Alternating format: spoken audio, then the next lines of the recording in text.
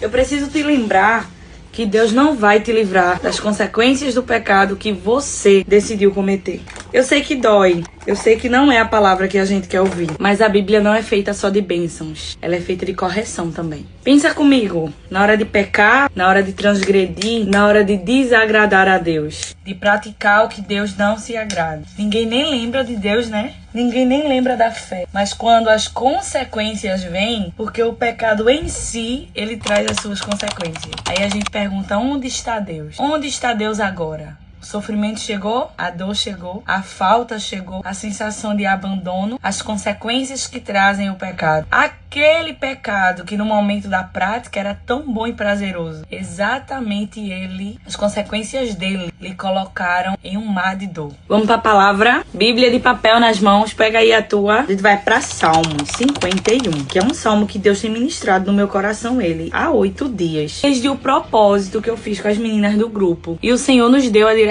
de caminharmos nos salmos durante 7 semanas. E a semana passada, que foi a quarta, foi o Salmo 51. Enquanto eu estava meditando, o Senhor começou a ministrar no meu coração. E eu preciso trazer para você Salmo 51, somente o versículo 8, que diz assim: faze-me voltar a ouvir júbilo e alegria, e os ossos que esmagaste exultarão. Salmo 51, ele nos traz um homem em frangalhos, destruído, em pedaços. Davi estava envolto em uma dor absurda. Ele estava arrependido. Arrependido de quê? Ele estava em dor. Por quê?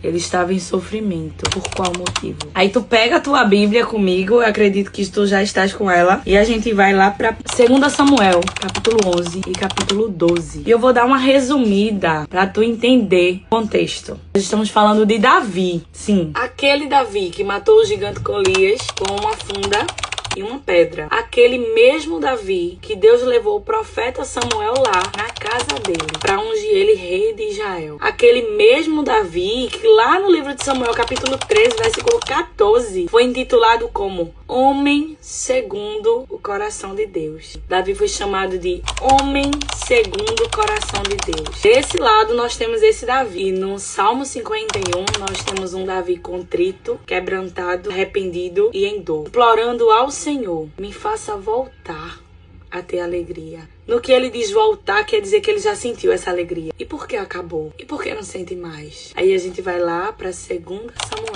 11 e 12. Tem uma guerra acontecendo. Sim.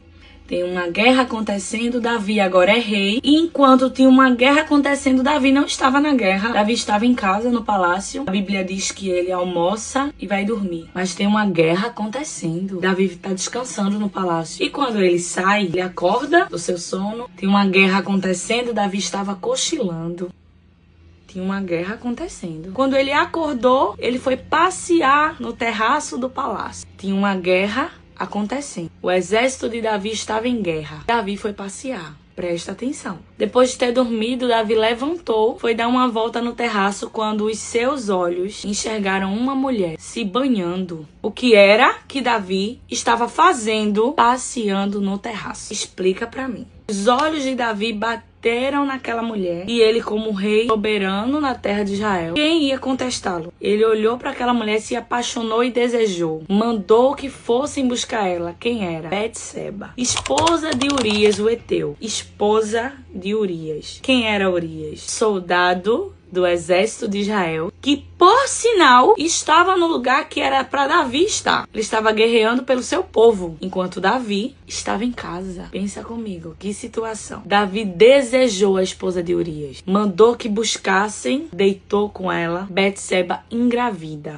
manda avisar a Davi que estava grávida. E eu já abro um parêntese para te dizer que a partir do momento que o crente se abstém da guerra para descansar, ele está correndo um grande risco de cair em um pecado que vai lhe trazer uma dor insustentável. Não tem ideia das consequências do pecado. Um dia que Davi simplesmente decidiu descansar enquanto seu povo estava na guerra. Crente não foi feito para descansar. Quando a gente descansa, a gente desvincula nosso coração da guerra. E a Bíblia diz, em uma das epístolas do nosso apóstolo Paulo, que nós somos soldados participa do meu sofrimento como um bom soldado de Cristo. O que é que soldado faz? Soldado vai pra guerra. O que era que Davi estava fazendo no palácio? A Bíblia diz que Betseba engravidou. Davi, por sua vez, manda buscar Urias na guerra. E a intenção do coração de Davi era: eu vou mandar buscar Urias, ele tá em guerra há muito tempo, vai chegar em casa com saudade da esposa, vai se deitar com a esposa, ninguém vai desconfiar de quem é o filho de Urias. Mas não aconteceu do jeito que ele planejou. E eu já abro uma observação aqui. Tá lembrada que nós estamos falando do homem segundo o coração de Deus lá de 1 Samuel? Deixa eu te dizer que a partir do momento que a gente desvincula o nosso olhar da guerra espiritual que a gente enfrenta, a gente perde a nossa identidade. Sem posicionamento, sem identidade. Davi manda buscar Urias, para Urias deitar com Betseba, chegar em casa, descansar, deitar com a sua mulher, e o filho, ninguém ia desconfiar que o filho não era dele. Então, Urias, soldado que era, fiel, voltou da guerra, mas não foi para casa. A Bíblia diz que ele não foi para casa. E quando Davi soube que Urias não tinha ido para casa, Davi mandou chamar Urias no palácio. Banqueteou com Urias, bebeu com Urias. Tudo isso para esconder um pecado. Agora Urias estava bêbado e Davi mandou ele para casa. Ele estava bêbado, mas ele não estava louco. Ele obedeceu a ordem superior, que foi a ordem do rei, banqueteou